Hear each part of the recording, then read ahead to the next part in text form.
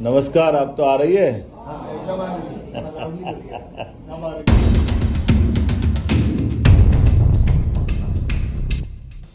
मुख्यमंत्री डॉक्टर मोहन यादव ने नई दिल्ली में आयोजित एक महत्वपूर्ण पत्रकार वार्ता को संबोधित किया। इस अवसर पर उन्होंने अपनी सरकार की प्राथमिकताओं, विकास योजना और जनता के लिए चल रही नई पहलों पर चर्चा की। उन्होंने और क्या कहा, ये सुनते हैं।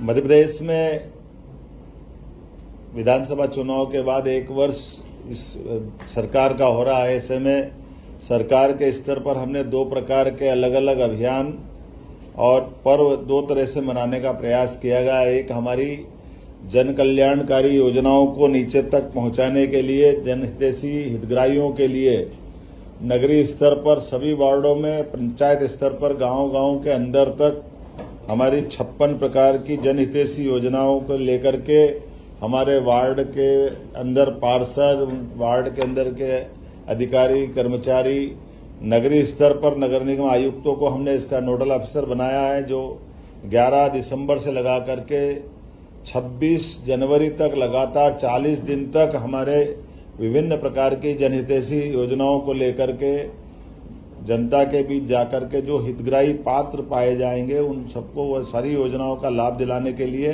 अभियान चलाने का निर्णय किया है।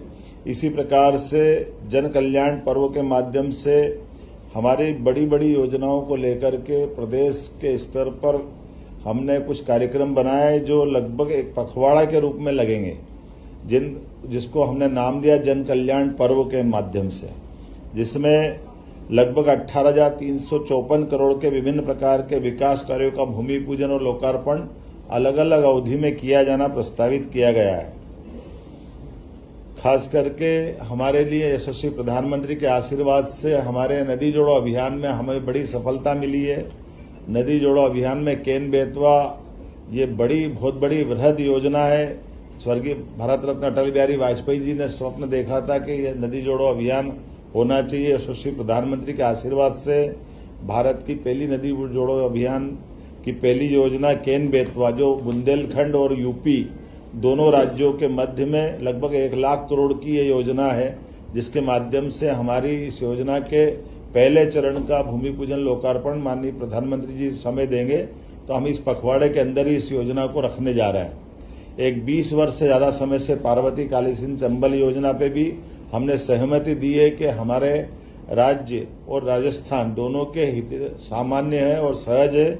ऐसे में पुराने काल में लंबे समय तक इस योजना को, चूंकि राजनीतिक क्षेत्र में कठिनाई ये रहती कि विपरीत राजनीति के जब राजनेता सरकार बनाते हैं तो कमोबेश इसकी कीमत हमको चुकाना पड़ी है, लेकिन अब भाग्य से राजस्थान और मध्य प्रदेश दोनों की एक ही दल की राजनीति के कार्यकर्ता होने के नाते से यशस्वी प्रधानमंत्री के इस आग्रह से हमने भी कहा कि पार्वती, काली सिंध, चंबल तीनों का जल आगे जाकर जमुना और जमुना से गंगा में जाता है, अर्थात गंगा बेसिन की नदियां हैं। तो हमारे लिए ये बड़ी योजना पे काम करने का हमने निर्णय किया है। हमने सहमति दी है। आमतौर पर इस पे high court, supreme court, Madhya Pradesh सरकार बहुत दिनों तक लड़ती रही है, लेकिन हमने इसमें समाधान दिया कि इसकी जरूरत नहीं है, ये दोनों राज्यों के लिए बेहतर होगी। तो 10 जिले हमारे और बाकी के 13 जिले राजस्थान के, दोनों के बीच में इसका भी एक हमने अपनी जल शक्ति मंत्रालय के माध्यम से स्वीकृति दी, जिसमें लगभग 70,000 करोड़ से ज्यादा के कामों के प्लान दोनों राज्य बना रहे हैं। यशस्वी प्रधानमंत्री के आशीर्वाद से इस योजना का जब वो चाहेंगे आगे वो अनाउंस करके हमारा एमओयू पे हमने मन मस्तिष्क से इसमें स्वीकृति सहज रूप से दी है। आपकी जानकारी के लिए बता दूं कि हमारे floating solar park, IT park, Sondwa, ऐसे बहुत सारे कार्यक्रमों के साथ बहुत सारे प्रकार से हमने अलग अलग कार्यक्रमों और कामों को जोड़ा, जिसकी विभिन्न प्रकार की योजनाओं के साथ आपको एक पुस्तिका देंगे जिसमें विस्तृत रूप से वो मिलेगा। खास एक बात हमने कहा था कि यशस्वी प्रधानमंत्री के नेतृत्व में 2014 के बाद 2024 तक भारत 5वीं अर्थव्यवस्था बना है और 5 साल में वो तीसरी अर्थव्यवस्था बनेगा, तो स्वाभाविक रूप से राज्यों की अपनी भूमिका होना चाहिए। तो हमने अपनी सरकार के गठन के बाद निर्णय किया था कि जो हमारा 3.25 लाख करोड़ का बजट है, इसको हमने पहले साल में 3.5 लाख करोड़ का और इसको 5 साल के अंदर 7 लाख करोड़ के हमारे अपने निवेश को, हमारे बजट को ले जा करके सभी प्रकार की पुरानी योजना है, जो जनहितैषी योजना है, उस सारी योजना को चालू रखते हुए हमारा जीडीपी बढ़ाने का निर्णय किया है। इसके लिए हमने चरणबद्ध रूप से काम भी चालू किया है। खास करके संभाग केंद्र की रीजनल इंडस्ट्री कॉन्क्लेव हमने जो करना प्रबंध शुरू किया था, तो 6 हमारी रीजनल कॉन्क्लेव हुई है, जिसके माध्यम से हमारा लगभग 2.25 लाख करोड़ के निवेश के प्रस्ताव अभी तक हमारे पास प्राप्त हुए हैं। और इसी के साथ साथ हमारी 6 इंडस्ट्री कॉन्क्लेव उज्जैन, जबलपुर, ग्वालियर, सागर, रीवा और नर्मदापुरम में पिछली 7 दिसंबर तक हुई है। अगला जनवरी में हम अपनी 16 जनवरी को शहडोल संभाग की कॉन्क्लेव करेंगे। इसके तुरंत बाद फरवरी में हमारी ग्लोबल इंडस्ट्री कॉन्क्लेव होगी, जिसके भरोसे से हम विश्व की भी बाकी सारी निवेशक कंपनियों को आमंत्रित करते हुए हमारी सभी प्रकार की व्यवस्था में सहयोग के लिए औद्योगिकरण के इस माहौल में हम अपने प्रदेश वालों को, देश वालों को और विश्व की किसी भी वित्तीय व्यवस्थाओं से सक्षम एजेंसियों को हमारी सभी प्रकार की औद्योगिक निवेश की व्यवस्थाओं से जोड़ना चाहेंगे। मध्य प्रदेश का सौभाग्य है कि मध्य प्रदेश में पर्याप्त जल राशि है, पर्याप्त लैंड बैंक है। हमारी भूगर्भ क्षमता अर्थात माइनिंग के सेक्टर में हमने यशस्वी प्रधानमंत्री के नेतृत्व में साफ सुथरी हमारी जो खदानों की नीलामी की गई, इसमें मध्य प्रदेश सरकार को भारत सरकार के द्वारा प्रथम पुरस्कार दिया गया।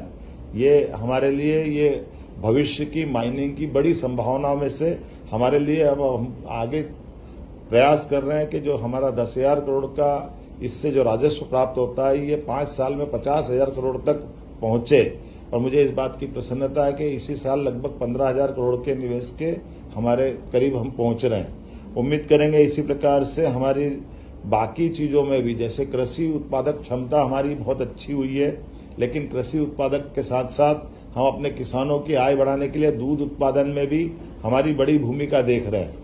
और उसके आधार पर जो अभी 9% दूध उत्पादन क्षमता देश के अंदर कंट्रीब्यूशन में हमारी है, हम 5 साल में इसको 20% तक ले जाना चाह रहे हैं।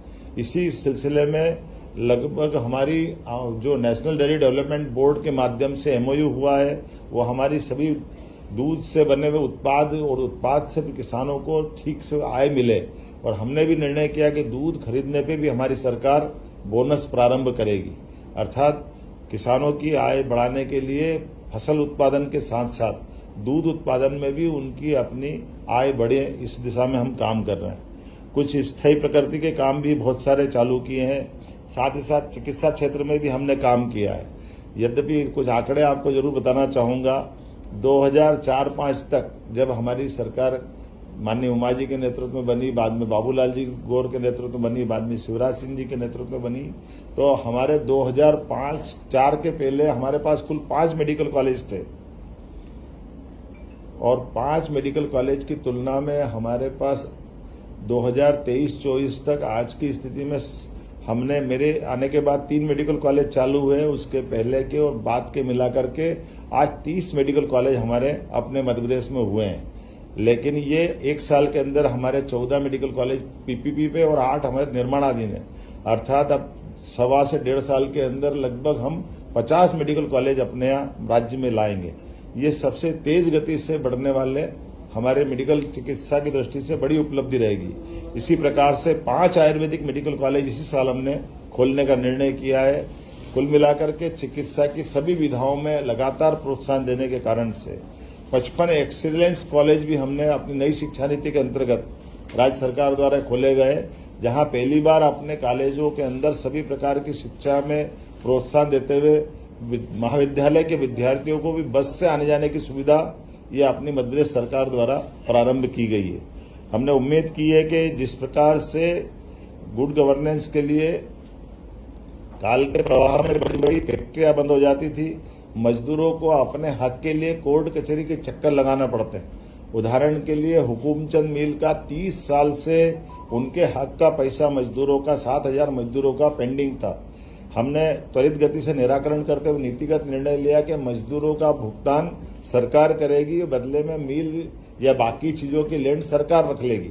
इसके बलबूते पर हुकुमचंद मिल के आधार पर हमने 4,800 श्रमिक परिवारों को 224 करोड़ की धनराशि का भुगतान यशस्वी प्रधानमंत्री की मौजूदगी में किया गया, जो एक बड़ा अपने आप में ये उस संकल्प की तरफ ले जाता है जो निवेशक और श्रमिक दोनों के साथ सरकार खड़ी है।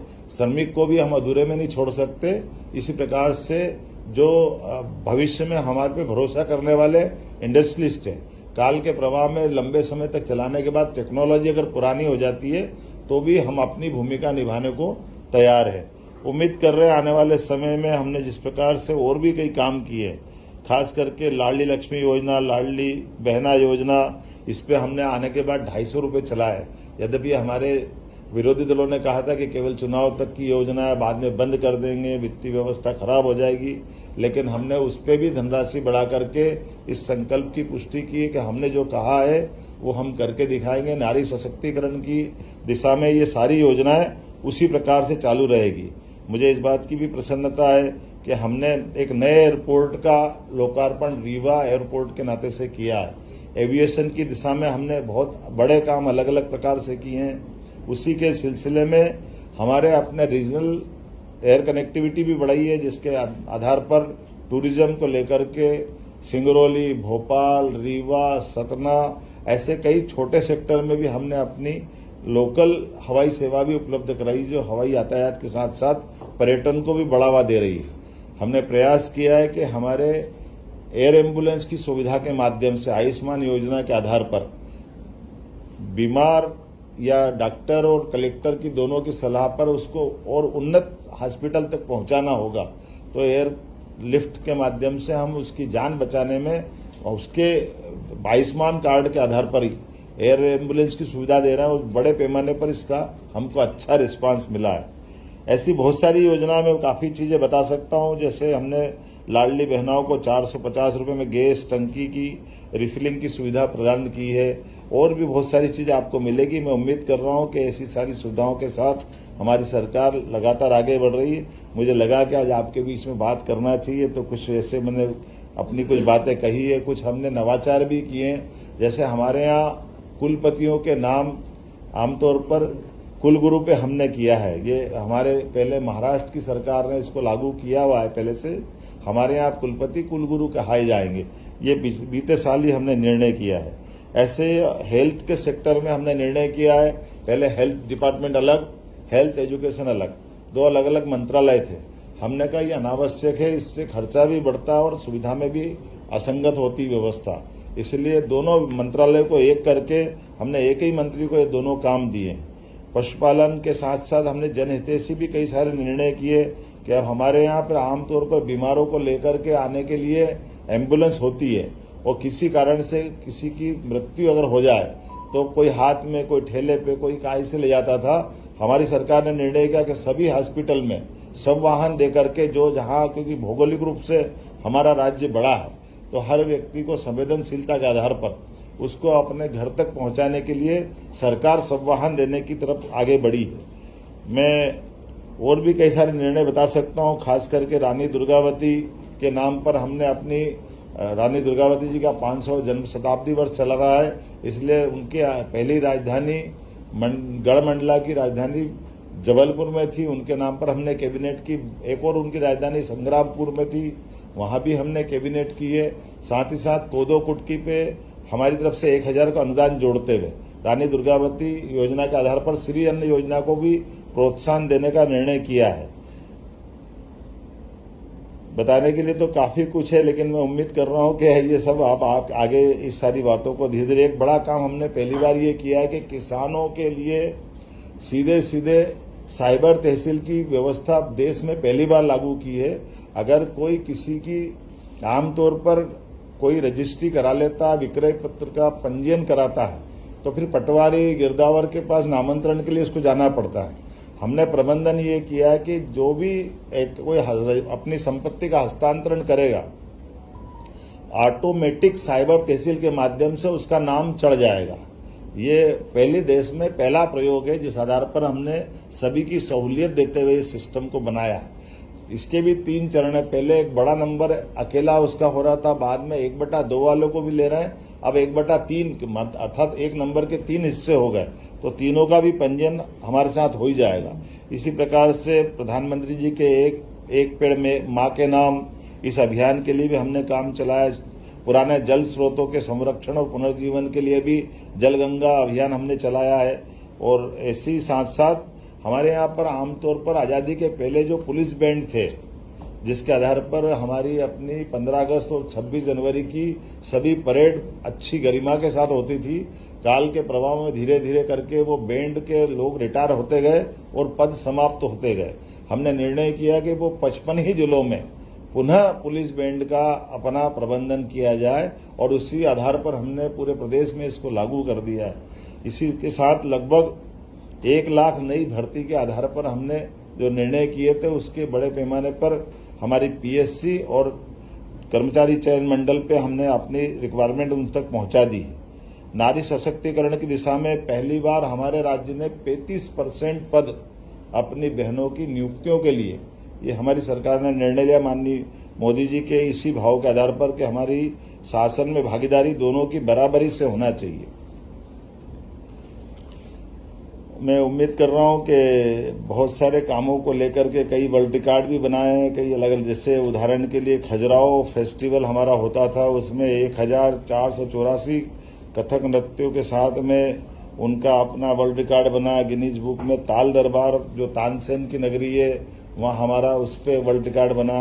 हमारे सभी प्रकार के त्यौहार मिलजुल कर मनाने की परंपरा प्रारंभ की, तो मकर संक्रांति से लगाकर जन्माष्टमी तक और जन्माष्टमी से लग गोवर्धन पूजा तक सभी त्योहार को जनता के साथ मिलकर मनाने की परंपरा, क्योंकि आमतौर पर हमारा समाज तो मनाता था लेकिन सरकार दूर रहती थी, लेकिन सरकार की सहभागिता बढ़ना चाहिए, इसलिए सारे त्योहार को मिलजुल कर मनाने की परंपरा चालू की। कुछ और बहुत सारी चीजें हैं, जैसे हमारा प्रयागराज के बाद सिंहस्थ का आयोजन उज्जैन होने वाला है। ऐसे में सिंहस्थ की दृष्टि से हमारी पुरानी तुलना में संख्या भी बढ़ेगी और प्रबंधन भी बढ़ाने पड़ेंगे, इसलिए आवागमन की पर्याप्त सड़कें बनाने के साथ साथ जल की राशि भी पर्याप्त उपलब्ध है।